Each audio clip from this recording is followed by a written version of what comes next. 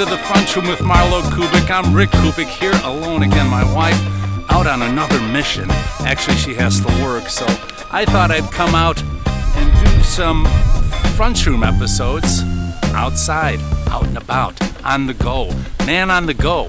So I decided to come out to Calumet Park on the southeast side of Chicago, a hangout for my generation and many generations. And in the 70s, that was my time here at Cal Park. I'm hanging out right here on Top Rock, right next to the Coast Guard station, and the view here of the beach house. We're gonna swing through most of the park. Back then, the park was more than just a recreational spot for us, especially as a teenager in the early 70s, mid 70s. I went to school not far from here. I grew up in an area called Hegwish, just a few miles south of here. I believe it's south, somewhere that way. It's changed a bit here because the power plant is gone, as you can see, and the Falstaff plant is gone. They're putting a data center in where the power plant was. I don't know what that means. Data center, where data is taken.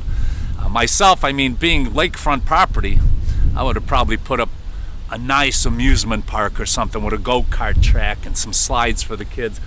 But right here on the lake, it's looking beautiful. It hasn't changed much as far as the mills in the background. That was a staple for us here in Northwest Indiana and the southeast side of Chicago, the region as they call it. Cal Park, Top Rock. The water is high. I know Lake Michigan is up about 5 feet, I believe, 5 or 6 feet at last report that I've heard. And the water is coming up, as you can see, over the bottom rock here. So you cannot really walk in there unless it might be slippery and a little dangerous. Myself, I stay out of the water. But that's just me. And I've never been an aquatic type of a guy. There's a lot of history attached to this park that I didn't know about. And I had to look some of it up to kind of share it with you. And I'm sure a lot of you who grew up on the southeast side know more about it than I do. We primarily hung here to party. We just come here, hang out and party. Top Rock was a big thing. At this time in the 70s, all these rocks would be filled with kids and teenagers and bikini-clad women and cut-offs on the men, cut-off shorts on the men. You know, the girls would always be in the bikini-clad, and I was kind of a little self-conscious. I don't want to take my shirt off.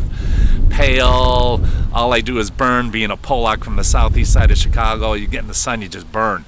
But I have a bit of history on Calumet Park, and there was a firm that did all the architectural design and landscaping by the name of Olmsted Brothers, and the plans were initially drawn up in the early 1900s. The park opened in 1905, but was later enlarged. They went from 40 acres to what it is now, 198 acres, just because the area was very populated and they thought they might need a larger park. And it is quite big, and it's really beautiful. It's weird today because I parked my car not far from here, and I was walking through this field of tall grass. No, it wasn't that tall. Actually, a lot of weeds. Maybe they need some fertilizer here. But the dragonflies, thousands of dragonflies all over. It was freaking me out a little bit. The field house was erected in 1924 at 98th Street and Avenue G. I was just there. I just took a piss there. They're really nice people. And they went, "Hey, how you doing? Goodbye." You know, and they have the old locker rooms. There's 2 gymnasiums. There's a women's side and a men's side, and restrooms, and it's very well taken care of. And actually, the park was listed on the National Register of Historic Places. This was back in August 2003, and on October 4th, 2006, the field house became a Chicago landmark, and it's quite handsome if you come out and check it out.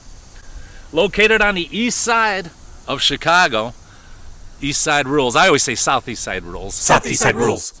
So the field house features 2 gymnasiums, a fitness center, lakeshore model train exhibit, a gymnastics center, sewing and upholstery studios, wood shop, multi-purpose rooms, and outside the park offers, of course, the beach, boat launch, artificial soccer turf area, picnic groves, playgrounds, softball, football, soccer fields. Many of these spaces are available for rental, including the gymnasium, fields, and multi-purpose rooms. So this is where it was happening for us kids in the 70s, right here in Calumet Park.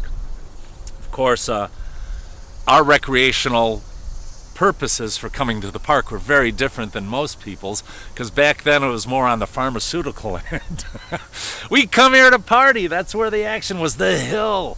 I drove past the hill. We're going to take a cruise over there. It's changed. There's a lot of shrubbery. I don't remember all the shrubbery and trees on it. It was just a hill.